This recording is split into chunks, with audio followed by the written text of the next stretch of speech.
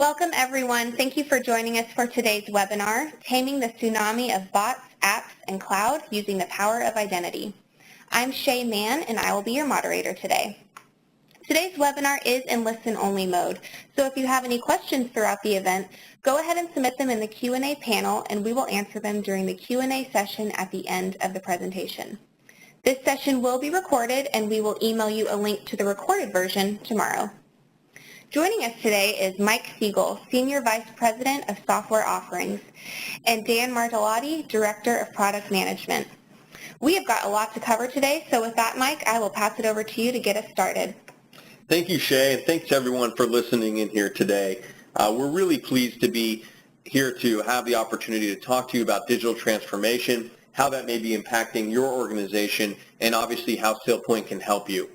Our agenda today will cover the digital transformation that's happening in companies across the world, the benefits and the risks of these technologies, and of course, how SailPoint and IdentityIQ can help.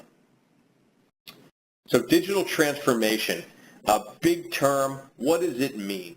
At its broadest level, it's how organizations use technology to improve performance or reach their business goals. And it is a hot topic for many, many companies around the globe.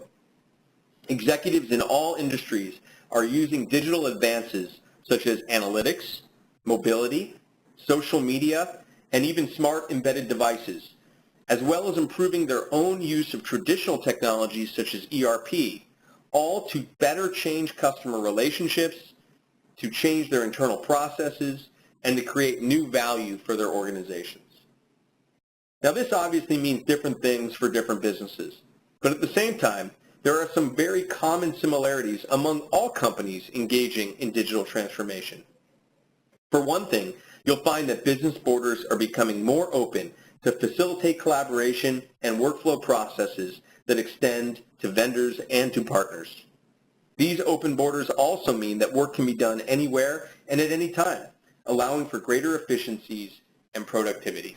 Many of you are likely going through a digital transformation right now, which means you're assessing your infrastructure, your business productivity tools, and even the way you handle data, and identifying ways to optimize your IT budgets to better satisfy the needs of your changing organization. As you can see from this IDC research, there is tremendous focus being placed on this effort around the globe. However, many are realizing that as new technologies are being adopted, the way we manage and work with these new technologies must also change. In fact, it's still common to see many organizations still use manual IT processes and scripts. Unfortunately, this is not a way to achieve repeatable success. It's just not scalable, it's not compliant, and let's face it, it's also very expensive. So organizations are really experiencing a tsunami of technologies all hitting at the same time. These include the use of software bots or remote process automation, the rapid proliferation of applications, and finally, a shift towards cloud infrastructure for IT. Let's begin with software bots. According to Gartner, 85% of customer interactions will be managed without a human being by 2020. That's a pretty striking number. As I've met with a wide variety of organizations around the world, a common business initiative is automating repetitive processes with software bots. But the access rights these bots are using are not being included in the same identity governance control processes as their human counterparts are. This can result in a dramatic increase in vulnerabilities. Figuring out how to secure this new technology is essential, and identity governance can help. Now, the benefits of implementing software bots can be significant. Companies in highly regulated industries, such as insurance and banking, are finding that automation is a cheap and fast way to address compliance requirements. One online retailer measures the success of remote process automation in terms of the number of hours given back to the business. For some companies, manual tasks that used to take days can now be completed in minutes. You can also get a better customer service experience because you've got more power in the process. A company that receives a lot of customer inquiries, for example, can free staff to deal with the more complex questions, while software bots handle the more frequently experienced issues through automated responses. Now, everything is not rosy in the world of software bots. All it takes is one breach to put your organization into a tailspin, and breaches can come from bots as well as from human beings. One example is that of a major ticket sales and distribution company which embedded a chatbot on their web payment pages. Attackers found a vulnerability within the chatbot's JavaScript code and used that to extract customer payment information as they were paying for tickets. This ticket vendor has not specified precisely how many customers were affected, but estimates are that up to 11.5 million users had their data compromised. This new attack vector needs to be accounted for as organizations increasingly adopt remote process automation. Next, digital transformation is also driving further levels of complexity due to the number of new applications being rolled out at an ever-increasing, frankly never-ending pace. In many organizations, the term app explosion is frankly an understatement. And it's not only the number of applications, but the access rights to these apps are becoming more complex and in certain cases more dynamic. Part of the explosion of apps is directly related to the growing number of SaaS applications in use by businesses today. A recent survey by the security vendor Netscope suggested that large enterprises have on average more than 1,000 SaaS applications in use today. I personally checked in with our CIO at SailPoint, and we have almost 170 active SaaS applications in use today, and that number is growing every quarter. How many SaaS applications are active in your organization? I bet it's more than you think. Now, how many of those applications are included in your identity governance program? Probably not enough. Adopting cloud applications comes with substantial business benefits: cost effectiveness, purchasing ease, improved collaboration among users, improved mobility, and immediate access to the latest product updates, to name a few. But this dramatic change in IT also comes with risks, such as a lack of IT staff to rapidly onboard these applications, which can result in shadow IT, where business users purchase and utilize resources outside of the supervisory control of IT. Shadow IT bypasses established security controls and puts you at risk for a breach. But it's not just SaaS apps that are creating challenges. The continued push to move legacy apps from the data center to public cloud platforms has also introduced new access risks. How are you governing access to the compute, storage, database, and networking components of Amazon Web Services and Azure? In addition, these public cloud platforms introduce new dynamic access control policies with conditional logic to determine access. All of a sudden, we have a new, more complex platform that must be protected. Transitioning to public cloud infrastructure comes with considerable benefits.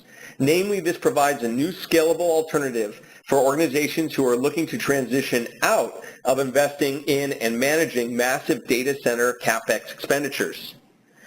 IaaS has the ability to scale up and down quickly in response to an enterprise's requirements and comes with the built-in expertise of the cloud provider, so you don't need to staff up your own infrastructure team as much as you would have to in the past. Even if your organization isn't on the bleeding edge of cloud, you will be dealing with this frontier sooner than later. In the next few years, more and more organizations will be using the cloud for some or all of their application hosting needs. This is not a revolution to erase and rebuild, but instead to recognize that hybrid enterprise is really today's enterprise. But the move to cloud infrastructure does not come without risk. Cyber criminals and sometimes insiders are finding their way into these environments to infect systems with malware, steal data, or even shut down critical services. One example is a well-known financial services company that experienced a data breach in 2017. This company inadvertently exposed personal information of more than 2 million customers through sloppy AWS S3 configurations. In this particular case, permissions were set to allow anyone with a free AWS account to access the server containing millions of customer account details. Complex entitlements and access control scenarios in these cloud environments must fall under your identity governance program in order to address this new attack surface. So in summary, we have to make it easier to onboard new applications, to ensure proper access rights, to cover a wider range of risks, all while addressing a significant skills gap that exists in the market today. We also have to change the way we think about entitlements to address the new dynamic access models that are inherent to cloud infrastructure and enterprise applications. As the application environment evolves to meet emerging business needs, identity governance must also evolve. And with that, I'm going to hand over to my colleague Dan Martellotti, who's going to talk about our product IdentityIQ and how we can help tame this tsunami. Dan? Thanks, Mike. So IdentityIQ is our industry-leading identity governance solution that allows you to see everything, seeing all the information, applications, users, data, access, so that you can make sure you have the right security decisions.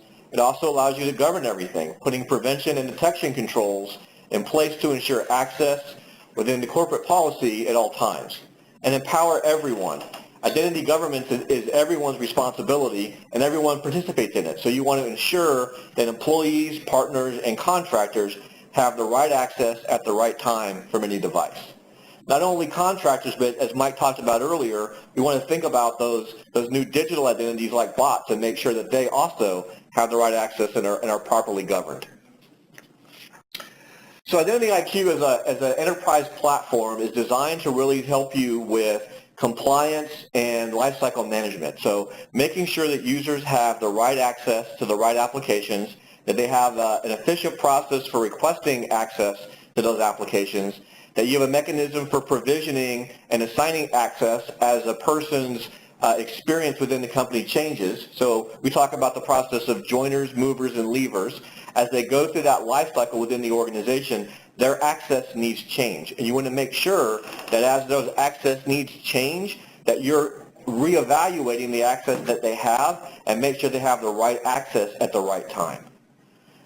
We also have a need to look at, as Mike talked about earlier, how do we manage this in a hybrid environment perspective, right? So everything is not sitting in your data center today. There are SaaS solutions that are a part of your environment, and there's public cloud as a part of your environment. You have to look at all of that and think about how you manage that process. Kind of core to what IdentityIQ offers is this concept of an open identity platform that really puts identity at the center of the security ecosystem. So with IdentityIQ, we can connect to a variety of different systems and applications to make sure that everything is considered and included as a part of the overall process. So for example, privileged account management.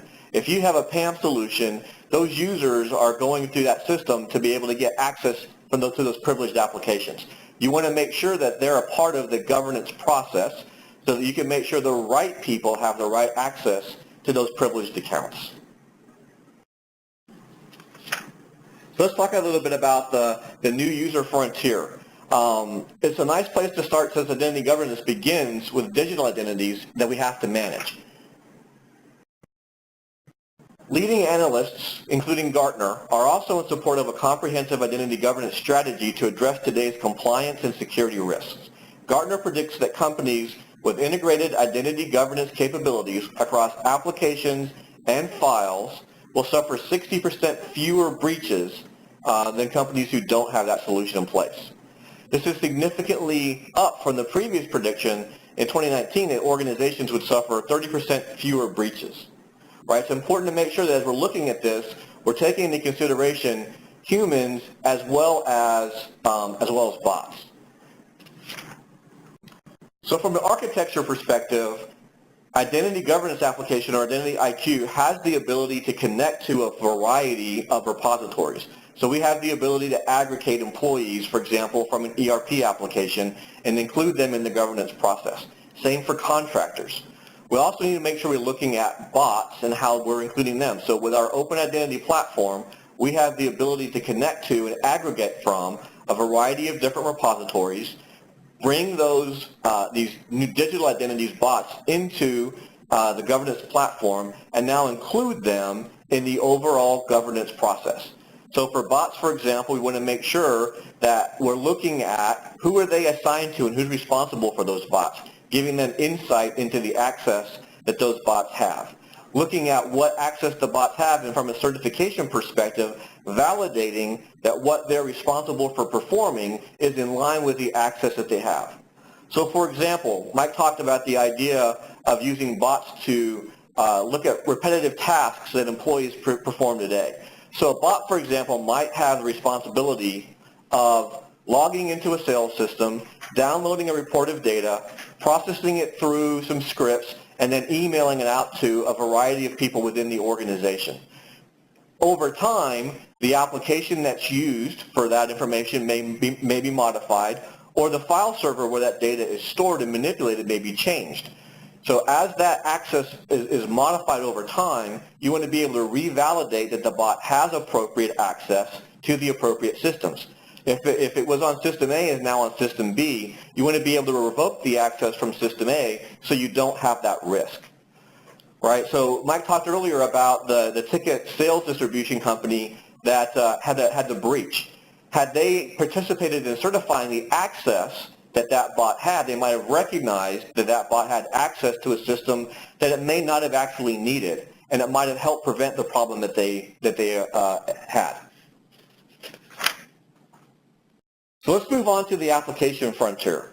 If you thought the new user frontier was exciting around bots, the rapid changes impacting enterprise application environments takes interesting to a whole new level. So IdentityIQ Accelerator Pack was launched with our 7.3 release, and it leverages over 10 years of best practices and experiences to ensure that the implementation risks are mitigated and IdentityIQ can be rolled out in a timely fashion.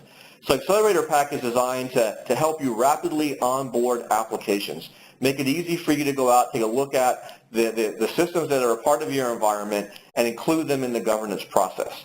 It also allows you to go through a configuration process and quickly and readily set up IdentityIQ so that it can be used in your environment. It also includes break glass operations, so it allows you to handle some of those emergency situations that occur within your organization.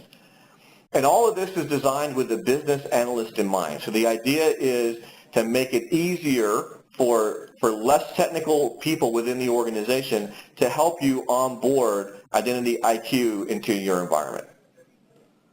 So let's talk about rapid application onboarding. This allows business analysts to quickly onboard applications into IdentityIQ and integrate them with SailPoint's best practice use cases. So one of the key things that you need to do as a part of onboarding a new application is kind of aggregating and defining what the mappings of data from the application you're onboarding is using into IdentityIQ. One of the real key things that organizations spend a lot of time on is looking at the workflows that they want to associate with joiners, movers, and leaders. So for example, birthright populations or birthright onboarding. When I bring a new employee into the organization, I want to be able to define exactly how they should have access to the applications that are a part of this environment. So as I'm onboarding each individual application, I can use the best practices that SailPoint has delivered over the years for assigning those birthright provisioning. I can also do the same thing as somebody moves within the organization. So as Susie moves from a role in accounting to a role in strategy, the access that she has needs to be reevaluated. So as I'm moving from jobs and moving from one responsibility to another, we can use the workflows in IdentityIQ to reevaluate the access that that person has as a result of their change in responsibility and act on it appropriately. And then if someone leaves the organization, we want to make sure that all of the access that they have is appropriately disabled. It could be that you have to follow GDPR, for example. So not only do you have to remove their access, but you have to effectively forget the data that you have about them. So IdentityIQ workflows, as a part of this rapid application onboarding, you can choose the ones that make the most sense for your business, and it allows you then to process things appropriately. So these are all really complicated things when you start looking at it from an application to application to application perspective. Going out and working with an application owner, defining all these workflows can really take weeks as a part of the process of onboarding an application. Using this new technology, it makes it much easier to do this. Using best practices, you can really complete this process in hours. So SmartSetup allows business analysts to take on the more technical tasks that an IdentityIQ deployment might include. And so, for example, configuring lifecycle triggers. It's got a simple UI that allows for analysts to configure the triggers that launch provisioning workflows. You can also set up ticketing integrations.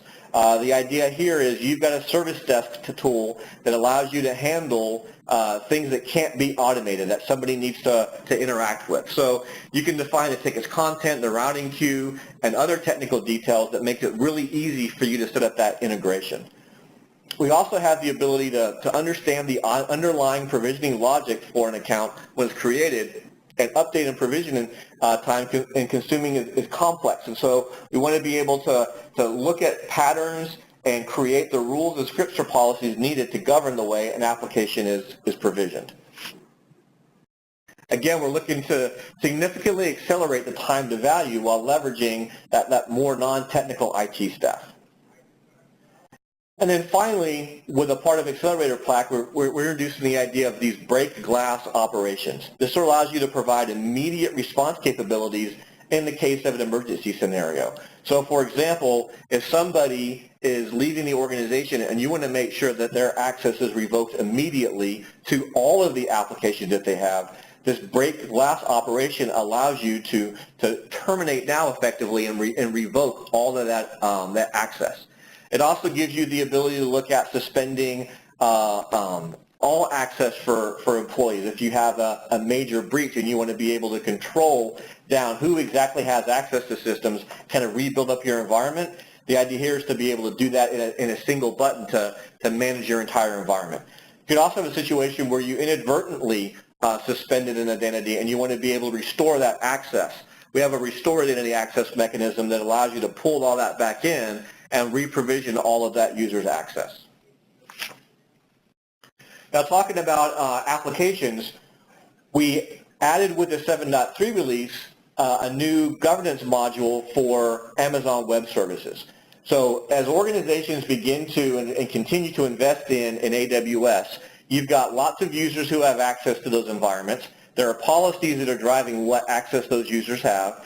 There are roles and groups and organizations that are a part of AWS, and you need to make sure that you understand what all those relationships look like and what all those users have access to. In addition to that, policy in AWS is kind of in an XML format and not always easy to understand. With IdentityIQ, we have a policy visualization mechanism that allows you to import that policy and kind of provide a more user-friendly interface to be able to view and determine what access that policy determines and who has access to what. We also have the ability to define federations. So you could assign a policy, for example, to an Active Directory group. So I can when I assign somebody to that group, I know that they're going to have that AWS policy. It also allows us to take all of this and all the access that people have in these AWS environments and include them in the governance process. So I can now use the access request process in IdentityIQ to request that somebody get access to an AWS policy. Or I can go through the certification process and validate that the right people have access to the right policies and the right environments to make sure that they're controlled in what they can and can't do in my AWS environment. So like Mike talked about earlier with the data that was stored in the S3 bucket, I could use IdentityIQ to validate and control who has the ability to store that data in that bucket and make sure that it's more controlled. And then finally with IdentityIQ, we're looking at the ability to be able to deploy IdentityIQ in the environment that makes sense for you. So as the market for cloud continues to grow and it gets dominated by two leading providers, AWS and Microsoft Azure, we have the ability for customers to be able to deploy IdentityIQ traditionally into a data center, or if they wish, they can now deploy IdentityIQ into a public cloud. And we've done a lot of work with IdentityIQ to make sure it is optimized to run in a cloud environment, right? A public cloud environment, you have to be able to handle the dynamic nature of that environment. So as you're running long tasks, you have to have some resiliency in those tasks to make sure that you don't lose the work that you've done when you're performing in that environment. So IdentityIQ is really hardened to be able to work in that kind of a dynamic environment. So you have the choice of whether or not you want to deploy and run IdentityIQ from your data center, or if you want to run and deploy IdentityIQ in a single tenant cloud environment. Additionally, earlier this year, we announced a relationship with Rackspace from a managed services perspective. So if you don't have that public cloud expertise and you need another organization to help you move in that direction, even if you have a cloud-first strategy, we have a mechanism where you could partner with Rackspace and they can help define and help you develop the environment within which to run IdentityIQ. So SailPoint IdentityIQ really helps you tame and handle all these different bots and applications and the cloud infrastructure, but it's also really important that we not lose sight of all the unstructured data that exists in your environment. One of the fastest growing areas of risk in the enterprise is governing access to data stored in files outside of traditional applications and databases. The more we talk to organizations about their unstructured data, the more we hear the phrase, well, we don't really know what data is where in the environment. And according to Gartner, 80% of enterprise data is comprised over unstructured data, meaning that the unstructured data systems are not being governed from an identity perspective, right? In the past, most sensitive data was stored in applications and databases such as CRM systems, HR systems, or financial systems. Today, end users are downloading, extracting, and copying data into files as they collaborate more widely within the organization. This user-generated content or downloaded content is then stored in file shares, SharePoint directories, and cloud storage systems such as Dropbox, Google Drive, or AWS S3 buckets. Much of this content includes sensitive data that is now unprotected throughout the organization and that has little to no governance associated with it. This migration of data from applications is just one of the many concerns enterprises are dealing with today. So IdentityIQ and SecurityIQ provides you with a comprehensive identity governance solution. And this is how companies really have to start looking at and approaching identity governance. We really need to extend identity governance processes to also include data stored in files. Organizations have to apply the same controls across data access that is used for controlling access to applications and infrastructure. Whether the data resides within applications or across various file servers or cloud storage systems, you can consistently address compliance requirements and secure data from threats, right? So it's really important to have this comprehensive view of everything that's happening in your environment, from access to applications and systems to access to storage systems and the data that's on those storage systems. This comprehensive approach now provides a more complex sphere of governance across applications and files. So the ability to synchronize identity governance processes across all applications and data stored in files enables organizations to really extend access requests and certifications and risk-based modeling to files while also providing data classification, activity monitoring, and permission analysis capabilities. It really allows you to expand the visibility of who has access to all applications and all files, whether they be on-premise or stored in the cloud. And it allows you to centrally determine who has access to what, so now you can grant access and revoke access to those different systems as needed. And reducing the complexity of how we grant access to those systems is really important from a data governance perspective as well. So this holistic strategy will allow the business to be more collaborative, but also provide better protection to the organization. So we're really excited to be working with you and looking at how we work together, kind of managing these new frontiers of identity, looking at the vision of how identity has to expand to cover all users, all applications, and all data. So we want to thank you guys for joining today and listening to our presentation. Shay, do we have any questions? Thank you, Dan. Yes, let's go ahead and jump right in. So our first question, Dan, this is probably a great one for you. So you talked about the AWS governance solution. What about Azure or Google Cloud? Will there be a similar governance solution for them? Sure. So we're actively doing research today to see what our customers are using in their environments today. AWS was really predominantly what our customers are using, but we're starting to see a real uptick in Azure as well. So we're beginning to look at what it would take for us to build a governance module for Azure, and we're continuing to keep an eye on what's happening with Google and other cloud providers to make sure that we provide the appropriate governance. Excellent. Thank you. Okay, here's our next question. Is Accelerator Pack purchased independently from IdentityIQ? So with the 7.3 release, we introduced the Accelerator Pack, and there are two base product offerings that are available for IdentityIQ. And Accelerator Pack is a separate base offering that you can choose to purchase. Awesome. What cloud providers are supported in terms of deploying IdentityIQ? Are you planning on adding any more in the future? Sure. So today we support the ability to deploy IdentityIQ into AWS using the Aurora database as a native database in that environment, as well as into an Azure environment. We've done lots of scalability testing to make sure that those environments are well supported. Our performance team looks at and provides information around what are good configurations to support IdentityIQ in those environments. And we'll be looking to expand where IdentityIQ runs in other cloud environments in the future. We really do that as a part of each major release. So as we add new environments, we go through a thorough testing process so we make sure that we regression test everything as a part of the application to make sure there are no areas in the application that won't perform well in that environment. Great. Okay, Mike, this may be a good one for you. I'm curious as to why you were talking about data governance for files. That's what traditional DAG solutions do, right? So it's not really a part of identity governance? Interesting question. So our Security IQ product provides identity governance for files and folders.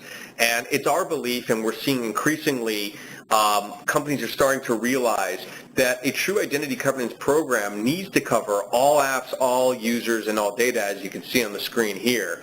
So while there is a category of technology called data access governance today, our belief is that that is a niche technology solution set that ultimately needs to evolve into being part of an identity governance program. Gartner and Forrester and others are starting to see that as well. And we've even seen announcements from other vendors in the data access governance space recently acknowledging that data access governance needs to be part of an identity governance program. So we believe we're at the forefront of that. We acquired the technology that makes up our Security IQ product over 3 years ago and have integrated that into IdentityIQ and have plans to continue to accelerate that type of integration going forward. So absolutely, we encourage our customers and others in the market to be thinking about identity governance beyond applications, but also to be thinking about the sensitive data that sits within unstructured repositories. Excellent, thank you. Okay, here's our next question. Access controls are they with the end applications or managed by SailPoint? As an example, PAM, AWS have their own access control and can be managed by the tool itself. Is the recommendation to continue using the AWS or PAM tool to manage the lifecycle access and use SailPoint only to view that information, or should we manage the access using SailPoint? So the best practice is to really do all of that from within SailPoint. That way you're looking at it from a holistic perspective, from a governance perspective. When I'm looking at the access that Mike has across the enterprise, I want to be able to see that within one place and manage that from within one place. Right, and a lot of these applications will have their own access control model. That's typical. But if you think about the true value proposition of a holistic identity governance platform, it's visibility across all of these systems. Right, we spoke about earlier today, many organizations have adopted thousands of applications in the cloud. They are moving to AWS. They are using a wide variety of technologies. This kind of heterogeneous environment really calls for a solution like SailPoint, which can sit above all of that, provide visibility to access and entitlements for all of that, and then invoke remediation and policy changes and controls from a single solution. So in summary, sure, various individual applications could be managed directly in that application, but how does that solve the bigger business need of having, efficiency and scale and a kind of a cohesive strategy when it comes to access across all types of applications and all types of data? Got it. Thank you. Is there a direct integration with bot platforms, for example, Automation Anywhere or UiPath? So again, with our open identity platform, we have a variety of connection mechanisms that can be used to connect to an endpoint, web services, SCIM APIs. There are a variety of ways to do that. We are in the process now of evaluating and building some direct connectors to applications just like that. Great. Are there any plans to connect this functionality to Identity Now in the future? So IdentityIQ and Identity Now do have some interoperability today, primarily around password management. So what we see with a lot of customers is the web-based mechanism that Identity Now offers to be able to allow users to reset their own passwords and have that propagated across a variety of systems that are managed by IdentityIQ is really valuable. And so we do see lots of integrations or customers who use both in side by side. Great. Okay, let's go ahead and take one more, and that's all the time that we'll have. So for Azure, will it support using SQL paths? So today with Azure support, we don't support that out of the box today. That is one of the things that our performance team and eventually our development team will be doing some testing with. So we want to make sure that we continue to build out the native support that's available within IdentityIQ for the Azure environment. So that is certainly an item on our roadmap. Great. Thank you, Dan. Okay, that is all the time we have for questions. Everyone, keep an eye out for an email from us tomorrow that will include a recording of today's webinar, and you can share it with any interested colleagues that weren't able to attend. We will also be sending you a complimentary ebook that will explain how identity can be utilized to retain governance and oversight of bots while still allowing for quick adoption of this new technology. If you'd like to learn more, contact us using the information on your screen and we'll get you in touch with an identity expert. Mike and Dan, thank you for your presentation. Thanks to everyone who joined us today, and enjoy the rest of your day.